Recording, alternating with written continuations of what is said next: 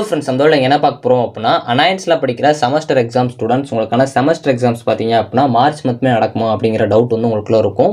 ஏன்னா நீங்கள் ஒரு நியூஸ் பார்த்துருப்பீங்க, அந்த நியூஸில் வந்து உங்களுக்கு சொல்லியிருப்பாங்க. அப்படிங்கிறப்போ உங்களுக்கு மார்ச் மந்த்மே எக்ஸாம் நடக்குமா நடக்காதா அப்படிங்கிறத பற்றி நம்ம இந்த வீடியோவில் பார்க்கலாம். ஸோ வாங்க வீடியோக்குலாம் போகலாம். ஓகே ஃப்ரெண்ட்ஸ், ஃபஸ்ட் ஒரு தானே பார்த்தீங்க அப்படின்னா அனாயன்ஸில் படிக்கிற செமஸ்டர் எக்ஸாம் ஸ்டூடெண்ட்ஸ் உங்களுக்கு பார்த்தீங்க அப்படின்னா ஒரு சில பேருக்கு வந்து எக்ஸாம்ஸ் முடிஞ்சு இப்போ தான் வந்து ரீஓப்பன் பண்ணி காலேஜ் போயிட்டு இருப்பீங்க. ஒரு சில ஸ்டூடெண்ட்ஸ்க்கு இப்போ தான் வந்து எக்ஸாம்ஸ் கம்ப்ளீட் ஆகி ப்ராக்டிகல் எக்ஸாமுக்கு ரெடி ஆகிட்டு இருப்பீங்க. ஒரு சில ஸ்டூடெண்ட்ஸ்க்கு வந்து இன்னும் வந்து செமஸ்டர் எக்ஸாம் வந்து போயிட்டு இருக்கும். ஸோ அப்படிங்கிறப்போ மார்ச் மந்த் எக்ஸாம் நடக்குமா நடக்காதா அப்படிங்கிற டவுட் உங்களுக்குள்ள இருக்கும். ஸோ ஏன் இந்த டவுட் அப்படின்னு பார்த்தீங்க அப்படின்னா, ஒரு 4 days முன்னாடி ஒரு நியூஸ் பார்த்துருப்பீங்க. ஸோ அதாவது நம்ம higher education minister sir Rajakannappan sir பார்த்தீங்க அப்படின்னா ஒரு ப்ரெஸ் மீட்டில் வந்து செமஸ்டர் எக்ஸாம் வந்து எலெக்ஷனுக்கு முன்னாடியே வந்து கண்டக்ட் பண்ணுற மாதிரி வந்து சொல்லியிருப்பாங்க. ஸோ அந்த நியூஸ் என்னென்னு பார்த்தீங்க அப்படின்னா, இப்போ பார்லிமெண்ட் எலெக்ஷன் வந்து வரப்போகுது.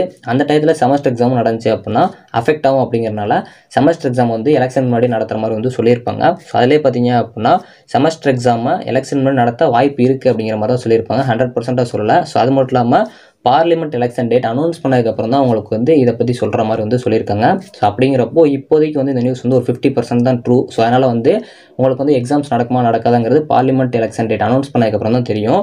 ஸோ அதனால் வந்து யார் வந்து இப்போதைக்கு கன்ஃபியூஸ் பண்ணிக்காங்க. மெஜாரிட்டியாக பார்த்தீங்க அப்படின்னா உங்களுக்கு மார்ச் மந்த் வந்து நடக்கிறது கொஞ்சம் சான்சஸ் கம்மி தான். இருந்தாலும் வந்து அஃபீஷியல் அனௌன்ஸ் பண்ணதுக்கப்புறம் நான் உங்களுக்கு கிளியராக சொல்கிறேன்.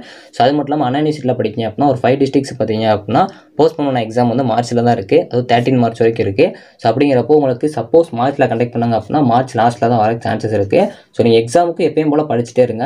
ஸோ அந்த அனௌன்ஸ்மெண்ட் வந்து உங்களுக்கு பார்லிமெண்ட் எலெக்ஷன் டேட் அனௌன்ஸ் பண்ணதுக்கப்புறம் சொல்லுவாங்க. இப்போதைக்கு பார்த்தீங்க அப்படின்னா ஒரு 50% கரெக்ட்னால உங்களுக்கு மார்ச் மந்தில் எக்ஸாம்ஸ் நடக்க கொஞ்சம் சான்சஸ் கம்மி தான். இதனால் வந்து நல்லா ப்ரிப்பேர் பண்ணிட்டே இருங்க.